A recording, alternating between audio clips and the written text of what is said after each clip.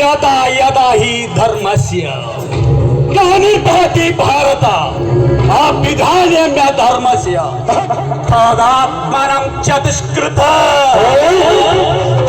विनाशाय चतुष्कृत पवित्राणाय साधु धर्म संस्थापनार्थाय संभवामि युगे युगे।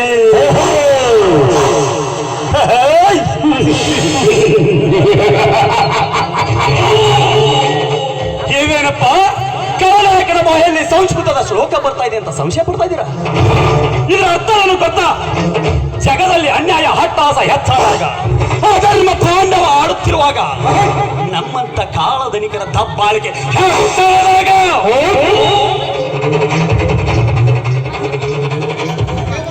ದೇವರು ಇದನ್ನು ಮಟ್ಟ ಹಾಕಲಿಕ್ಕೆ ಅಂತ ಯಾವುದೇ ಒಂದು ರೂಪದಲ್ಲಿ ಹುಟ್ಟಿ ಬರುತ್ತಾನಂತೆ.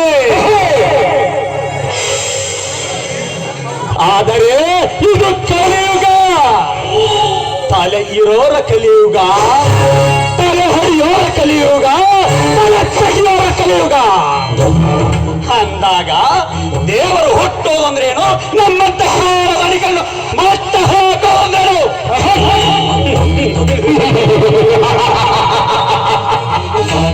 ಸಾಧ್ಯ ಇಲ್ಲ. 5 ವರ್ಷಕ್ಕೊಮ್ಮೆ ಚುನಾವಣೆ ಬಂದ್ರೆ ಸಾಕು, ನಿಮ್ಮ ಮನೆ ಮುಂದೆ ನಿಂತು ಭವತಿ ಭಿಕ್ಷಾಂದಿ ಅಂತ ಭಿಕ್ಷೆ ಬಿಡ್ತೀವಿ. ತಿನ್ನಾಕ ಕೂಲಿಲ್ಲ, ನೀವು ನೀಡೋ ಒಂದೇ ಒಂದು ಹೋಟಿನ ಆಸೆಗಾಗಿ ಬಣ್ಣ ಬಣ್ಣದ ಮಾತು ಹೇಳ್ತೀವಿ, ಇಲ್ಲ ಸಲ್ಲದ ಕಥೆಗಳನ್ನ ಕಟ್ತೀವಿ.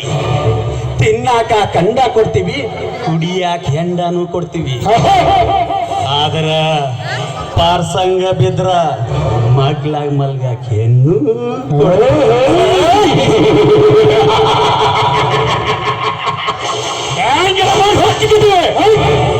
ಆಮೇಲೆ ಒಂದಲ್ಲ ಎರಡಲ್ಲ, ಆಯ್ತು ಗುಸ್ಸೇವೆ ಕೊಂಡಿಸ್ಕೋಬೇಕು. ಇದು ನಮ್ಮಂತ ರಾಜಕಾರಣಿಗಳು ಕಿರಾತಕರು ಹಾಕಿರೋ ಲೆಕ್ಕಾಚಾರ. ಇದು ನಿಮಗೆ ಅರ್ಥ ಆಗಲ್ಲ. ಅರ್ಥ ಆದ್ರೂ ಕೂಡ ಪಕ್ಕದಲ್ಲಿರೋನಿಗೆ ಹೇಳಲ್ಲ. ಹೇಳಿದ್ರು ತಿಳ್ಕೊಳ್ಳೋ ಮೊದಲು ಅವನಿಗಿರಲ್ಲ.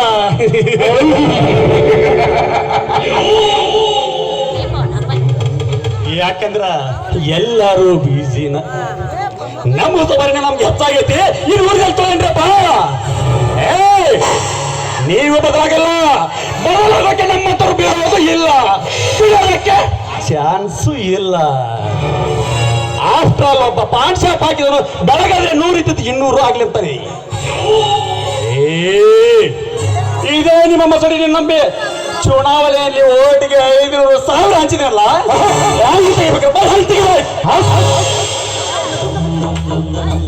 ಭೂಮಿ ಮೇಲೆ ಒಂದು ಬೀಜ ಬಿತ್ತಿರೋ ರೈತ ಒಂದು ತೆನೆಗೆ ಆಸೆ ಪಡುತ್ತಾನೆ. ನಾವು ಆಸೆ ಪಡುತ್ತಪ್ಪ. That is my own business. ಬಂಡವಾಳ ಹಾಕಿದ್ವಿ ಅಂದ್ಮೇಲೆ ಬಂಡವಾಳ ತಗೊಳ್ಳಕ್ಕೆ ಇದು ನಮ್ಮಂತ ರಾಜಕಾರಣ ಹಾಕಿರೋ ಲೆಕ್ಕಾಚಾರ. ಸರಕಾರಿ ಶಾಲಿ ಮಾಡಿಕೊಡ್ರಿ, ಸರಕಾರಿ ದವಾಖಾನೆ ಮಾಡಿಕೊಡ್ರಿ, ಸರಕಾರಿ ರಸ್ತೆ ಮಾಡಿಕೊಡ್ರಿ ಅಂದ್ರ ಹಿಂದೆ ಬೇತಾರ ಮೋಚಾರಿ ಮಾತಾಡ್ತಾರ. ಇದು ನಿಮಗೆ ಅರ್ಥ ಆಗಲ್ಲ. ಅರ್ಥ ಆದ್ರೂ ಕೂಡ ಪಕ್ಕದಲ್ಲಿ ಇರೋನಿಗೆ ಹೇಳಲ್ಲ. ಹೇಳೋದಕ್ಕೆ ನಾವು ಬಿಡೋದು ಇಲ್ಲ.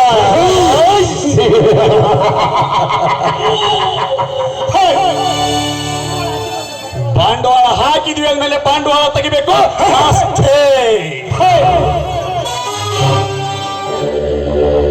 ನೀವು ಯಾವತ್ತಿದ್ರು ಅಲ್ಲೇ ಇರ್ಬೇಕು, ನಾವು ಇಲ್ಲೇ ಇರ್ಬೇಕ.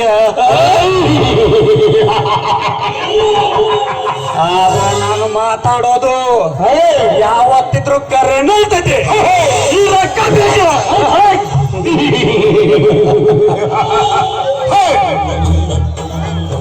ದುಡ್ಡಿನಲ್ಲಿ ದೊಡ್ಡವ ಈ ಕಾಳಿಂಗೇಗೌಡ, ಸೊಕ್ಕಿನಲ್ಲಿ ದೊಡ್ಡವ ಈ ಕಾಳಿಂಗೇಗೌಡ, ದೌಲತ್ತಿನಾಗ ದೊಡ್ಡವ ಈ ಕಾಳಿಂಗೇಗೌಡ, ಜಯವನ್ನು ಮುಂದೆ ಇಟ್ಟುಕೊಂಡು ಹುಟ್ಟಿರೋಣೆ ಈ ಕಾಳಿಂಗೇಗೌಡ.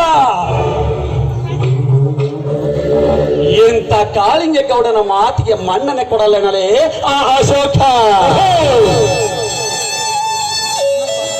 ಈ ಕಲಿಯುಗದಲ್ಲಿ ಒಬ್ಬನೇ ಗಂಡಸು ಅರ್ಜುನ, ಅದು ಆ ಕುರುಕ್ಷೇತ್ರದಲ್ಲಿ. ಆದರೆ ಈ ಕಾಳಿಂಗೇಗೌಡನ ಸಾಮ್ರಾಜ್ಯದಲ್ಲಿ ಈ ಕಾಳಿಂಗೇಗೌಡನ ಇವನು ಹೂ ಅಂದ್ರೆ ಪ್ರೇಮಿ, ಹೂ ಅಂದ್ರೆ ಸುನಾಮಿ. ಸುನಾಮಿ ಒಮ್ಮೆ ಅಬ್ಬರಿಸಿ ಬೆಬ್ಬರದ್ರ ಎದುರು ಯಾವ ಎರಡಕ್ಕೆ ಮುರ್ಕೊಂಡು ಬೀಳಾಕ